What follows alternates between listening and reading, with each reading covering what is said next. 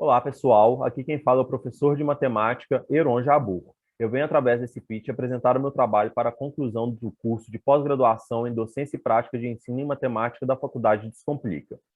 Eu trouxe para refletirmos aqui o tema O Brasil e a Educação do século XXI, por acreditar que o país ainda está preso à educação dos séculos passados, e assim haver a necessidade de trazermos essa educação para o século XXI e assim debater as necessidades da sociedade atual. A minha proposta para realizar essa transição é a utilização das metodologias ativas nas escolas. E essas metodologias buscam tornar o processo de ensino-aprendizagem mais dinâmico e ativo para os nossos estudantes. E dessa forma a gente vai precisar aí de uma realocação dos sujeitos desse processo de ensino-aprendizagem. Como, por exemplo, o professor ele deixa de ser o detentor do conhecimento e passa a ser o mediador desse conhecimento para os estudantes. Os estudantes são colocados aí no centro da aprendizagem, deixam de ser aquele sujeito passivo e passam a ser protagonistas do processo de ensino e aprendizagem. As metodologias ativas buscam desenvolver aí a autonomia e a emancipação dos nossos estudantes, o que ajuda bastante aí nas suas inserções, tanto na sociedade quanto no mercado de trabalho. Elas incentivam também o trabalho em grupo e o engajamento e cooperação entre os estudantes, desenvolvendo assim a solidariedade entre eles, bem como a colaboração e a empatia. E, claro, sempre com um processo de reflexão e de pensamento crítico. Para esse momento de mudança, a gente, então, além do papel do professor ter sido mudado, a autonomia ter sido dada ao estudante, a gente vai precisar pensar aí a cultura escolar, né? A cultura da escola.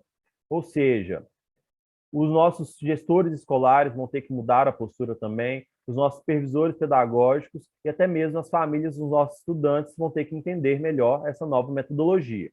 Os espaços das escolas vão ter que ser alterados, eles vão ter que permitir que o estudante busque o conhecimento, bem como dar a estrutura necessária para que a gente utilize, por exemplo, as tecnologias da informação e da comunicação, as TICs, que sempre andaram juntas das metodologias ativas, mas agora, após aí a pandemia de Covid-19, se tornaram quase que imprescindíveis dentro do processo de ensino-aprendizagem.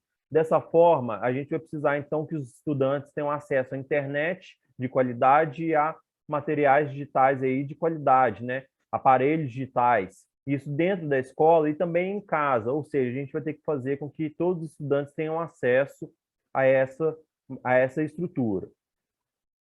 Por fim, a gente vai ter que repensar o modelo de avaliação. Não seria justo e nem cabe que a gente utilize o modelo antigo nessa nova forma de ensino.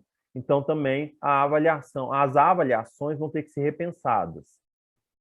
E a gente está no caminho certo para alcançar isso? Olha, definitivamente não. A gente conclui com esse gráfico retirado da OCDE que a gente investe muito pouco por estudante no nosso país. Comparado aos países que compõem a OCDE, a gente vê que a gente investe quase nada nos nossos estudantes. Os nossos estudantes precisam de estrutura mínima, precisam de estabilidade para poder buscar o estudo, enfim, eles precisam de investimento e se sentirem valorizados aí para poder, então, alcançar os resultados esperados.